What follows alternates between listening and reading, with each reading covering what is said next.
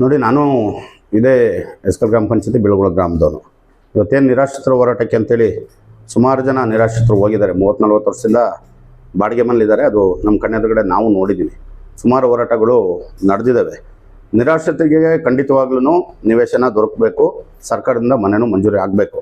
ಅದು ನಮ್ಮದು ಕೂಡ ಬೇಡಿಕೆ ಇದೆ. ಆದರೆ ಈ ಹೋರಾಟಗಳು ಯಾವ ರೀತಿ ಇರಬೇಕು ಅಂದರೆ, ನಿಜವಾದ ಹೋರಾಟ ಇರಬೇಕು. ಯಾವುದೋ ರಾಜಕೀಯ ಪೂರಿತ ಹೋರಾಟಗಳಾದರೆ ಯಾವುದೇ ಹೋರಾಟಕ್ಕೆ ಜಯ ಸಿಗಲ್ಲ ಅನ್ನೋದು ನನ್ನ ಉದ್ದೇಶ. ಯಾಕಂದರೆ ಇವತ್ತು ಸುಮಾರು ಜನ ನೇತೃತ್ವ ತಗೊಂಡು ಹೊರಟಿದ್ದಾರೆ. ಕಳೆದ 15 ವರ್ಷದಿಂದ ಇದೇ ನಿರಾಶ್ರಿತರ ಒಂದು ಹೋರಾಟದಿಂದನೇ ಗ್ರಾಮ ಪಂಚಾಯತಿ ಸದಸ್ಯರಾದವರು ಕೂಡ 15 ವರ್ಷಗಳಿಂದ ಯಾವುದೇ ಹೋರಾಟನ ಮಾಡಿಲ್ಲ. ಚುನಾವಣೆಯನ್ನು ಗ್ರಾಮ ಪಂಚಾಯತಿ ಚುನಾವಣೆ ಒಂದು 2-3 ತಿಂಗಳಿದೆ.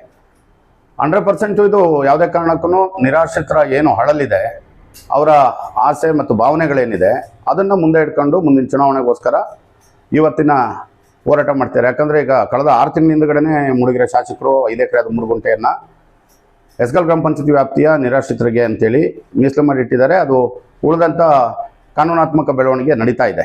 ಅದು ಏನೇನು ಮಂಜೂರಾತಿಗೆ ಏನೇನು ಮಾಡಬೇಕು ಅನ್ನೋದು, ಹಾಗೂ ಇನ್ನೂ ಸ್ವಲ್ಪ ಜಾಗ ನಮಗೆ ಮೀಸಲು ಮಾಡಿಕೊಡಿ, ನಮಗೆ ಕಮ್ಮಿ ಆಗುತ್ತೆ, ನಿರಾಶ್ರಿತರ ಸಂಖ್ಯೆ ಜಾಸ್ತಿ ಇದೆ ಅಂತೇಳಿ ಕೂಡ ಮನವಿಯನ್ನು ಕಳಿಸಿದ್ದಾರೆ. ಅದು ಪ್ರೋಸೆಸ್ಸಲ್ಲಿ ಇದೆ, ನಡೀತಾ ಇದೆ. ಈಗ ಜಿಲ್ಲಾಧಿಕಾರಿಗಳ ಮಟ್ಟದಲ್ಲಿ ಅದು ನಡೀತಾ ಇದೆ.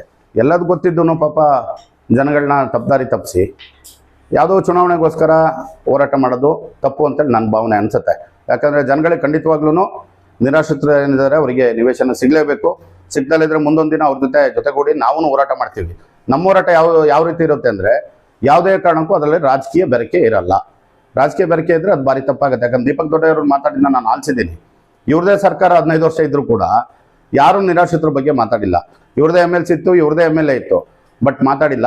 ಇದನ್ನೆಲ್ಲ ಮಾಡ್ತಿರೋದು ಪ್ಯೂರ್ಲಿ ಎಲ್ಲರ ಕಣ್ಣಿಗೆ ಕಾಣುತ್ತೆ ರಾಜಕೀಯ ಉದ್ದೇಶ ಅಂತ. ಆದರೆ ಇವತ್ತೇನು 100 ಜನ ನಡ್ಕೊಂಡೋಗಿದ್ದಾರೆ. ಪಾಪ ಅವರು ಒಂದು ಆಶಾಭಾವನೆಯಲ್ಲಿ ಹೋಗಿದ್ದಾರೆ, ನಮಗೇನಾದ್ರು ಉಪಯೋಗ ಆಗುತ್ತೆ ಅಂತ.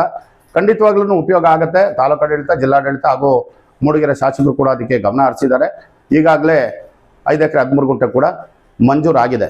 ಯಾವುದೇ ಹೋರಾಟಗಾರರಿಗೆ ನನ್ನ ಮನವಿ ಏನು ಅಂದರೆ, ರಾಜಕೀಯವನ್ನು ಬೆರೆಸಿ ಹೋರಾಟ ಮಾಡಿಬಿಡಿ. ಹೋರಾಟ ಸತ್ಯವಾಗಿರಬೇಕು, ಸತ್ಯಕ್ಕೆ ಮಾತ್ರ ಜಯ ಸಿಗುತ್ತೆ ಅನ್ನೋದು ನಾನು ಈ ಸಂದರ್ಭದಲ್ಲಿ ಹೇಳ್ತೀನಿ.